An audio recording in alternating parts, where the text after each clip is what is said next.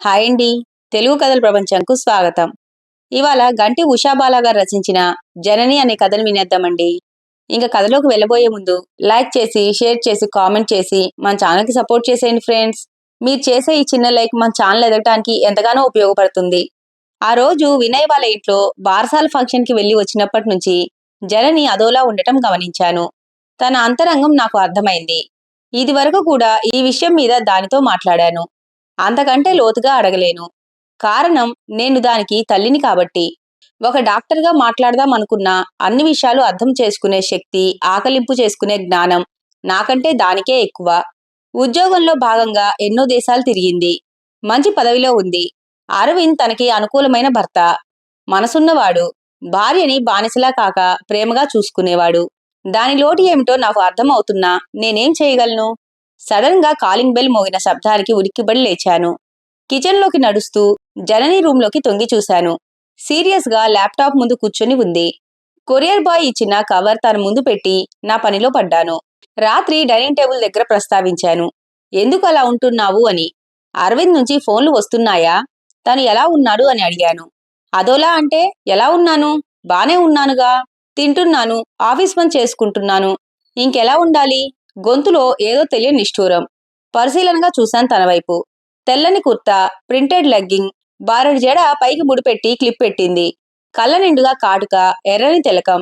నాలాగే దానికి స్టిక్కర్ బొట్టు పెట్టుకోవటం ఇష్టం ఉండదు. అసలు వయసు కంటే ఓ 10 ఏళ్లు తక్కువగానే కనిపిస్తుంది. ఎందుకో గాని దాని కళ్ళలో మాత్రం నిరాశ. అరవింద్ ఎప్పుడు వస్తాడు? దాని ముఖంలోకి లోతుగా చూస్తూ అడిగాను. తను ఏమీ మాట్లాడలేదు. మళ్ళీ గట్టిగా అడిగితే ఏమంటుందో అని బయటికి నడవబోయాను. అమ్మా అని పిలిచింది. గిరుక్కున వెనుదిరిగాను. అసలు నాకు జనని అని పేరు ఎందుకు పెట్టావు? ప్రశ్నార్థకంగా చూస్తూ అడిగింది. అదేం పిచ్చి ప్రశ్న? నాకు ఇష్టమైంది. అమ్మా అని అర్థం వస్తుంది. ఆ జగజ్జనని నాకు పుట్టింది అనుకున్నాను. అందుకనే పెట్టాను. ఇప్పుడు నీకు ఆ సందేహం ఎందుకు వచ్చింది అని అడిగాను. ఆ పేరుని సార్థకం చేసుకోవడానికైనా నేను తల్లిని అవుతానా అన్న డౌట్ వచ్చింది. అందుకే అడిగాను నిర్లిప్తంగా అంది జనని. ఇప్పుడు ఏమైంది జనని? ఎందుకలా మాట్లాడుతున్నావు? కాస్త ఆందోళనగా అడిగాను. సీరియస్ గా ఎటో చూస్తూ నేను అరవింద్కి డైవోర్స్ ఇవ్వాలనుకుంటున్నాను బాంబు పేల్చింది. దాని గొంతు మామూలుగానే కాస్త హస్కీగా ఉంటుంది. ఆ మాట అంటున్నప్పుడు మరింత బొంగురుగా వినిపించింది నాకు. 35 ఏళ్ల వయసులో ఉన్న కూతురు పెళ్ళై 10 ఏళ్లు దాటిన తర్వాత నేను విడాకులు తీసుకుంటాను అంటే ఎలా స్పందించాలో నాకు అర్థం కాలేదు. ఏమిటా మాటలు? ఇప్పుడు ఏమైందని డైవోర్స్ కి? బంగారం లాంటి వాడు అరవింద్. నీకు తగిన వాడిని నువ్వే ఏరుకోరి పెళ్లి చేసుకున్నావు కదా. అవునమ్మా, బంగారం లాంటి వాడనే అనుకున్నాను. కాని అది కాకి బంగారం అని ఇప్పుడు అనిపిస్తోంది. టపీమని చెప్పింది. ఏమైందే? ఎందుకిలా మాట్లాడుతున్నావు? నువ్వు అసలు నిజంగా ప్రాజెక్ట్ పని మీద ఇండియా వచ్చావా? లేకపోతే ఇంకా పిల్లలు లేరన్న ఆక్రోశంతో ఇలా మాట్లాడుతున్నావా?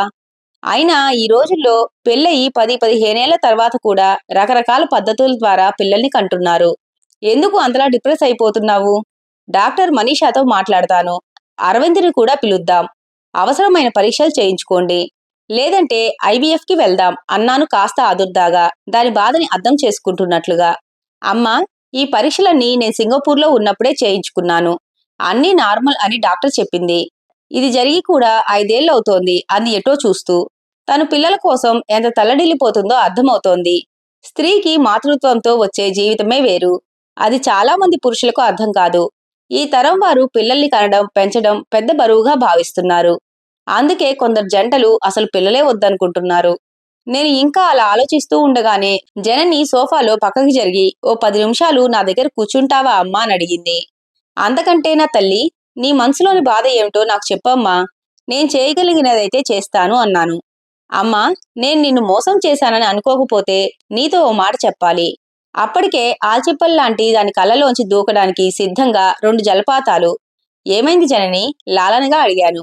నేను ఇన్నాళ్ళు నీ దగ్గర ఒక విషయం దాచాను నెమ్మదిగా అంది. ఏ విషయం? కాస్త గట్టిగా అడిగాను. మా పెళ్లికి ముందు అరవింద్ నా దగ్గర నుంచి ఒక మాట తీసుకున్నాడు అన్నది. ఏమిటది? ఆసక్తిగా అడిగాను. నాకు పిల్లలంటే ఇష్టం లేదు.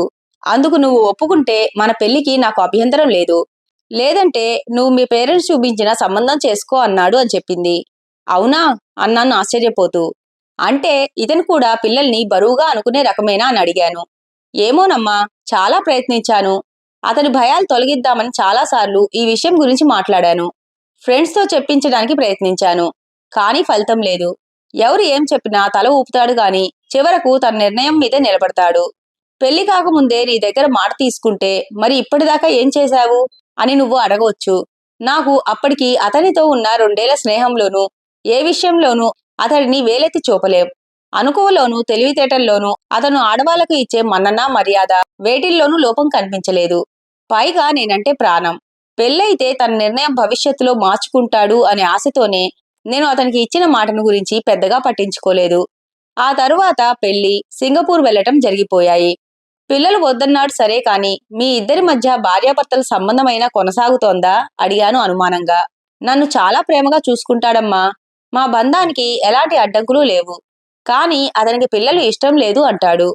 చిట్టి అడుగులేస్తూ ఇల్లంతా కలియదిరిగే ఒక పాపాయి కావాలని నాకు అనిపిస్తుంది. ఏ పార్టీకి వెళ్ళినా నీ పని బాగుంది, ఏ బాధ్యతలు లేవు అని వ్యంగ్యంగా తోటివారు మాటలు ఎన్నో పడ్డాను.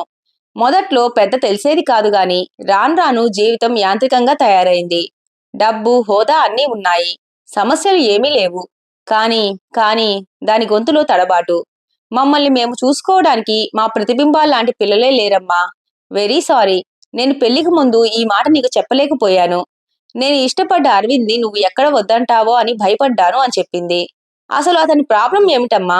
అడాప్షన్కైనా ఒప్పుకుంటాడా? సాలోచనగా అడిగాను. ఏమోనమ్మా, అదే తెలియడం లేదు. ప్రయత్నం చేశాను. దానికి ఇష్టపడలేదు. ఒకరోజు గట్టిగా అడిగేసరికి వెళ్లి వేసెక్టమీ చేయించుకుని వచ్చేశాడు. ఆ విషయం కూడా నాకు చాలా రోజుల తర్వాత తెలిసింది. అది పెద్ద మోసం. నేను తట్టుకోలేకపోయాను. వర్క్ ఫ్రం హోం పెట్టుకుని నీ దగ్గరికి వచ్చేశాను ఏడుస్తూ చెప్పింది జనని. నా బుర్ర తిరిగిపోయింది జనని చెప్పిన మాటలు విని. భార్యకు తెలియకుండా ఎందుకు అలా చేశాడు? పిల్లలు అంటే ఎందుకంత భయం? ఎందుకంత విముఖత? జననితో కాస్త ఓదార్పుగా మాట్లాడి తనని పడుకోమని చెప్పి నా గదిలోకి వెళ్ళాను. నా బుర్రంతా ఆలోచనలతో వేడెక్కిపోతోంది. ఒక నిర్ణయానికి వచ్చాక కాస్త నిద్రపట్టింది. మర్నాడు తనకి రిలీఫ్గా ఉంటుందని ఊళ్ళోనే ఉన్న మా కజిన్ కమల వాళ్ళింటికి వెళ్ళాం. కమల కూతురు సుమన తన 2 చిన్నపిల్లలతో వీళ్ళింటికి వచ్చింది. ఆ పిల్లల్ని చూడగానే జనని ముఖంలో ఆనందం. వాళ్ళు తన దగ్గరికి రావడానికి తడపడాయించిన జనని వాళ్ళని మాలవి చేసుకుని వాళ్ళతో ఆడుకుంది. జనని, పిల్లల్ని కనడం ఇంకా ఎన్నేళ్లు వాయిదా వేస్తావు? సుమన నీ వయసుదే కదా. అయినా ఈ కాలం వాళ్ళకి ఏం చెప్పలేం. అంతా డబ్బు మహిమే. అందుకే మా సుమనకి ముందే చెప్పాను. నాకు ఓపిక ఉండగానే కానించుకో, ఆలస్యం చేయకు అని అంది కమల. ఆ మాటలకి నేనేం సమాధానం చెప్పలేకపోయాను. అమ్మా, వెళ్దామా? నాకు అర్జెంట్ కాల్ ఉంది. అటెండ్ అవ్వాలి అంది జనని ముభావంగా. ఇంక పిల్లల గురించి ఆలోచించవే జనని. ఇంకో 5-6 ఏళ్లు పోతే మెనోపాజ్ వయసు వచ్చేస్తుంది. జననికి బొట్టు పెడుతూ అంది కమల. తను నవ్వుతూనే ఆ మాటలు అన్నా జనని మనసు ఎంత గాయపడిందో నాకు అర్థమైంది. ఆ తరువాత 2 రోజులు భారంగా గడిచాయి.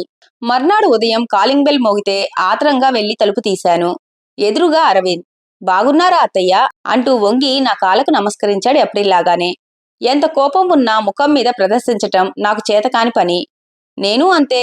మామూలుగా అతని క్షేమ సమాచారాలు అడిగి కాఫీ కప్పు అందించాను. హాయ్ జాను అన్నాడు అప్పుడే రూంలో నుంచి బయటకు వస్తున్న జననిని చూసి. ఆశ్చర్యంగా చూసింది అరవింద్ని. ఏం మాట్లాడకుండా బాత్రూంలోకి వెళ్ళింది. నువ్వే రప్పించావు కదూ? పెనం మీద దోశ వేస్తున్న నేను ఉలిక్కిపడి వెనక్కి చూశాను. వెనకాల నాకు ఆనుకున్నట్లుగా నిలబడి ఉంది జనని. అవును, కాదు అని నేనేమీ సమాధానం చెప్పలేదు. తన ముఖం వైపు చూశాను. కోపాన్ని ముఖం అంతా పులుముకొని తన కళ్ళు మాత్రం అరవింద్ రాక ఆనందాన్ని ఇచ్చిందని చెప్పగానే చెప్తున్నాయి. తరువాత తయారై టిఫిన్ తిని అర్జెంటుగా ఎవరో ఫ్రెండ్ ని కలవాలని బయటకు వెళ్లిపోయింది జనని. పనంతా అయ్యాక హాల్లోకి వచ్చాను. అప్పుడే ఫ్రెష్ అయ్యి అరవింద్ కూడా సోఫాలో కూర్చున్నాడు. ఆ మాట ఈ మాట తర్వాత ఏమిటి అర్జెంటుగా రమ్మని ఫోన్ చేశారు అని అడిగాడు అరవింద్. అరవింద్ ని నేను ఎప్పుడూ అల్లుడుగా అనుకోలేదు. అతి మర్యాదలు చేయలేదు. నా కొడుకుగానే ఫీల్ అయ్యేదాన్ని. చాలా విషయాలు ఎంతో విశ్లేషాత్మకంగా చర్చించుకునే వాళ్ళం. తను మాట్లాడే తీరు, సమాజం పట్ల బాధ్యతాయుత ప్రవర్తన, స్త్రీలకు ఇచ్చే గౌరవము ఇవన్నీ నాకు నా కూతురి కంటే అల్లుడినే దగ్గర చేశాయి. నిజం చెప్పాలంటే ఫోన్లో కూడా జననితో కంటే అరవింద్తోనే ఎక్కువసేపు మాట్లాడేదాన్ని. జనని ఎప్పుడు అనేది నీకు కూతురు కంటే అల్లుడే ఎక్కువ అని. కానీ మొదటిసారి ఈ విషయం మాట్లాడటానికి మాత్రం కాస్త తడబటాయించవలసి వస్తుంది. అత్తయ్య, ఏదైనా మాట్లాడాలి అనుకుంటున్నారా? మృదువుగా అడిగాడు అరవింద్. వెంటనే నా సైకాలజీ బుర్ర పనిచేసింది. నేను అంతే మృదువుగా జనని మనోభావాలను అతని ముందు ఉంచాను. అతను ఈ విషయం కోసమే తనని పిలిపించి ఉంటారని ముందే ఊహించి ఉంటాడు. లేదా తన నిర్ణయం వెనుక ఉన్న కారణాల్ని ఎప్పటికైనా చెప్పక తప్పదని సిద్ధపడైనా ఉండాలి. కొన్ని సెకండ్లు మౌనం తర్వాత, నేను ఈ విషయం పెళ్లికి ముందే జననితో చెప్పి తను ఒప్పుకున్నాకే పెళ్లి చేసుకున్నాను కదా. తను ఇన్నాళ్ళు మీకు చెప్పలేదా? అతను అడిగే తీరులో ఎలాంటి భావము కనిపించలేదు. ఆశ అరవింద్, ఆశ. ఎప్పటికైనా నీ నిర్ణయాన్ని వెనక్కి తీసుకోకపోతావా అన్న ఆశ. కానీ తన ఆశ అడియాసని తేలిపోయింది. ఈ బంధం మీద దానికి నమ్మకం పోయింది. అది అంత మంచి పరిణామం కాదు బాబు. ఇప్పటి తరంలో పెళ్లి, పిల్లల పట్ల, దాంపత్యం పట్ల వస్తున్న విపరీత ధోరణుల వల్ల మన వివాహ వ్యవస్థ విచ్ఛిన్నమైపోతోంది. ముందు ముందు ఏమవుతుందో అన్న భయం పట్టుకుంది. నా గొంతు నాకు తెలియకుండానే ఒక సైకాలజిస్టుగా కాక జనని తల్లిగా మారిపోయింది. కళ్ళు నీటి చలమలయ్యాయి. ప్రకృతిలో సహజంగానే కాకి, పిచ్చుక వంటివి కూడా గుడ్లు పొదిగి ముద్దుగా పిల్లల్ని పెంచుకుంటాయి. పశుపక్ష్యాదులు సైతం మాతృత్వపు మధురిమలని చవిచూడటం మనం చూస్తూనే ఉంటాం. అటువంటిది ఒక స్త్రీకి ఉన్న మాతృత్వపు హక్కుని నిర్దాక్షిణ్యంగా కాలరాసే హక్కు తాళి కట్టినంత మాత్రాన భర్తకు ఎవరు ఇచ్చారు? నా గొంతులో ప్రతిఫలిస్తున్న కోపాన్ని గమనించి నేను కాస్త తమాయించుకున్నాను. కన్నీళ్లను పౌడి చెంగుతో ఒత్తుకున్నాను. నా ప్రశ్నకి అరవింద్ ముఖం మ్లానమైంది. పక్కనే ఉన్న బాటిల్ ఎత్తి నీళ్లు గడగడా తాగాడు. ఇక తప్పదు అన్నట్లు నోరు విప్పి మాట్లాడటం మొదలుపెట్టాడు. నాకు స్త్రీలంటే అమితమైన గౌరవం. వాళ్ళు సున్నితమైన పూల వంటి వారని నా అభిప్రాయం. నన్ను అమితంగా ప్రేమించే నా భార్య నాకిచ్చిన మాటను నిలబెట్టుకుంటుందని అనుకున్నాను గాని, స్త్రీకి మాతృత్వాన్ని మించి ఏదీ ఎక్కువ కాదని ఇప్పుడు అర్థమవుతోంది. నాకు అమ్మా నాన్న లేరని మీకు తెలుసు కదా. మా అమ్మ నాకు 9 ఏళ్లున్నప్పుడు కడుపులో ఉన్న తమ్ముడితో పాటు చనిపోయింది. నేనొక్కడినే ఆడుకో అక్కర్లేదని నాకు బుజ్జి తమ్ముణ్ణి సాయంగా ఇస్తానని ఊరించేది. అమ్మ డెలివరీ కోసం పుట్టింటికి పోలేకపోయింది. అలాగే అమ్మకి సాయంగానూ ఎవరూ రాలేదు. ఈలోగా నాన్నకు ఉద్యోగరీత్యా ట్రాన్స్ఫర్ అయింది. ఊరు మారిన 4 రోజులకే అమ్మకి నొప్పులు మొదలయ్యాయి. నాన్న దగ్గరలోని హాస్పిటల్లో చేర్చారు. చుట్టుపక్కల ఎవరూ తెలియకపోవడంతో నేను నాన్నతో వెళ్ళాను. నాన్న మందుల కోసం పక్క టౌన్కి వెళ్లారు. అమ్మ లేబర్ రూంలో ఉంది. నేను బయట బెంచ్ మీద కూర్చున్నాను. ఆ వయసులో నా చిన్ని బుర్రలో ఎన్నో సందేహాలు, భయాలు. అమ్మ గట్టిగా అరుస్తోంది. బయట కూర్చున్న నాకు ఏడుపొస్తోంది. అది రాత్రి కావడంతో ఆస్పత్రిలో పెద్దగా జనాలు లేరు. అమ్మ కేకలు అంతకంతకు ఎక్కువ అవసాగాయి. నాన్న ఇంకా రాలేదు. బయట ఒంటరిగా నేను. అమ్మ ఎందుకు అంతలా అరుస్తోందో, ఎవరైనా కొడుతున్నారా అనుకున్నాను. నేను 4 రోజులు ఆస్పత్రిలో ఉండవలసి వస్తుంది కన్నా, నువ్వు ఇంట్లో జాగ్రత్తగా ఉండు అంటూ నన్ను అమ్మ ఎంతగా సిద్ధం చేసినా నా పసి మనసు అమ్మ ఏడుపుకి, అరుపులకి తల్లడిల్లిపోయింది. ఇంతలో గట్టిగా అమ్మా అంటూ అమ్మ గొంతు వినిపించింది. భూమి దద్దరిల్లిపోయేలా ఓ కేక. అంతే, ఒక్క పరుగున తలుపులు తోసుకుని లోపలికి వెళ్ళాను. అమ్మని కాళ్ళు చేతులు కదలకుండా పట్టుకున్నారు. రక్తపు మడుగులో మా అమ్మ. మా అమ్మని చంపేస్తారా అంటూ ఆ గదిలో ఉన్న వస్తువులన్నీ అక్కడి ఉన్న వాళ్ల మీదకి ఇసిరికొట్టాను. అక్కడే ఉన్న ఒక స్టూల్ మీద కూర్చుని ఉన్న డాక్టర్ జుట్టుబీకి గట్టిగా ఏడుస్తూ, మా అమ్మని చంపేశావా అంటూ అరవసాగాను. వీడిని ఎవరు లోపలికి రానిచ్చారు అసలు? వాళ్ళ నాన్నకి మందులు తెమ్మని పంపించాను, ఇప్పటికీ రాలేదు. ఆయా, నువ్వు వచ్చాక లోపల గడి వెయ్యలేదా అంటూ డాక్టర్ గట్టిగా అరుస్తోంది. వీడిని ఆ గదిలో ఉంచి తలుపెయ్యండి అంటూ అక్కడి ఆయాలకు చెప్పింది. ఓ 2 ఆయాలు నన్ను లాక్కెళ్లి ఓ గదిలో పడేశారు. నేను వాళ్ళ చేతులు కొరికేశాను. అయినా వాళ్ళ బలం ముందు నేను ఓడిపోయాను. అమ్మా అమ్మా అంటూ అరుస్తున్నాను. మరో పావు గంటకి గాని నాన్న రాలేదు. దారిలో స్కూటర్ ఆగిపోయిందట. వచ్చేసరికి అంతా అయిపోయింది. నా జీవితంలో శూన్యాన్ని మిగిల్చి అమ్మ వెళ్ళిపోయింది. నాకు బహుమతిగా ఇస్తానన్న తమ్ముడిని కూడా తీసుకుని వెళ్ళిపోయింది. నా రోదన వినేవాళ్లే లేరు. అసలు అమ్మ అలా ఎందుకు పోయిందో అర్థం అవటానికి నాకు కొన్నేళ్లు పట్టింది. అర్థమయ్యాక నా ద్వారా ఏ స్త్రీకి ఇలాంటి కష్టం రాకూడదు అనుకున్నాను. అప్పట్నుంచి ఆడవాళ్ళెవరిని చూసినా అమ్మ పెట్టిన కేకే గుర్తొచ్చేది. అందుకే నేను స్త్రీలకి చాలా దూరంగా ఉండేవాడిని. అసలు పెళ్ళే చేసుకోకూడదు అనుకున్నాను. కానీ జననితో స్నేహం నా నిర్ణయాన్ని మార్చేసింది. అమ్మలాగే జనని కూడా అయిపోతుందా అన్న భయం వెంటాడుతూ ఉండేది. ఇదంతా అర్థం లేని భయం. ఈ రోజుల్లో అలా జరగదు అని ఎంతమంది సర్ది చెప్పినా నా మనసు నా మాట వినలేదు. అందుకే జనని దగ్గర పిల్లల మాట ఎత్తవద్దని మాట తీసుకుని పెళ్లి చేసుకున్నాను. ఏ బలహీన క్షణంలోనైనా తను తల్లి అయ్యేందుకు అవకాశం లేకుండా నిర్ణయం తీసుకున్నాను. అది కూడా తను మీకు చెప్పే ఉంటుందనే నమ్మకంతో. ఆ కోపంతోనే తను ఇప్పుడు ఇక్కడికి వచ్చింది. ఊపిరి తీసుకోవడానికి అన్నట్లుగా ఆగి నా ముఖంలోకి చూశాడు ఒకసారి. మళ్ళీ చెప్పటం మొదలుపెట్టాడు. అందుకే నాకు అడాప్షన్ అన్నా భయమే. పెంచుకున్న ఆడపిల్ల అయినా తల్లి కావాల్సిందే కదా. మగపిల్లవాడి భార్య కూడా తల్లి అవ్వాల్సిందే. అతని కళ్ళు ఎర్రబడి చింతనిప్పుల్లా ఉన్నాయి. మానసికంగా చాలా సంఘర్షణకు లోనైనట్లు కనిపిస్తున్నాడు. అతను పోస్ట్ ట్రామాటిక్ డిజార్డర్తో బాధపడుతున్నట్లు నాకు అర్థమైంది. ఇది అంత తేలికగా పోదు. కానీ ఎన్నో క్లిష్టమైన కేసులను డీల్ చేసిన నేను దీన్ని ఒక సవాలుగా తీసుకుంటాను అని స్థిరంగా నిర్ణయించుకున్నాను. ఎప్పుడు వచ్చిందో జనని. మేమిద్దరం గమనించనే లేదు. కిచెన్ నుంచి వేడివేడి కాఫీ తెచ్చి ఇద్దరికీ ఇచ్చింది. అరవింద్ మాటలు విన్నట్టుంది. ఏడ్చినట్టుగా దాని ముఖం స్పష్టంగా కనపడుతోంది. అరవింద్ మెదడులో పాతుకుపోయిన భయాలను పోగొట్టడానికి మెల్లగా ప్రయత్నాలు మొదలుపెట్టాను. సక్సెస్ అవుతాననే నమ్మకం నాకుంది. ఓ రోజు ఉదయం మా పనమ్మాయి జిమిలి ఇంట్లో వాళ్ళాయన లేకపోవటంతో తన ఇద్దరు కమల పిల్లల్ని తీసుకొని పనిలోకి వచ్చింది. దానికి ముందు ఇద్దరు ఆడపిల్లలు ఉన్నారు. వాళ్ళు స్కూల్కి వెళ్తున్నారు. వీళ్ళ వయసు దాదాపు 8 నెలలు ఉంటుంది. అయ్యో, వీళ్ళిద్దరిని తీసుకొచ్చావు, నిన్ను పని చేయనిస్తారా అని అడిగాను. చేయనిస్తారులేమ్మా అంటూ జనని ఓ పాపని ఎత్తుకొని హాల్లోకి వచ్చింది. వెనకాలే అరవింద్ మరో పాపని ఎత్తుకుంటూ మనం వీళ్ళని ఆడిద్దాం, వాళ్ళమ్మ పని చేసుకుంటుంది అన్నాడు. జనని ఆనందంగా నా వైపు చూసింది. అరవింద్ భయాలు అర్థమైన తర్వాత సమస్య తీర్చగలనన్న ధైర్యం కలిగింది నాకు.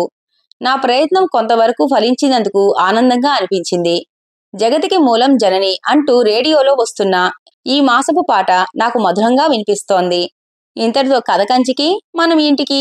ఈ కథ కనుక మీకు నచ్చినట్లయితే లైక్ చేసి, షేర్ చేసి, కామెంట్ చేసి మన ఛానల్కి సపోర్ట్ చేసేయండి ఫ్రెండ్స్. ఇక ఉంటానండి. By by.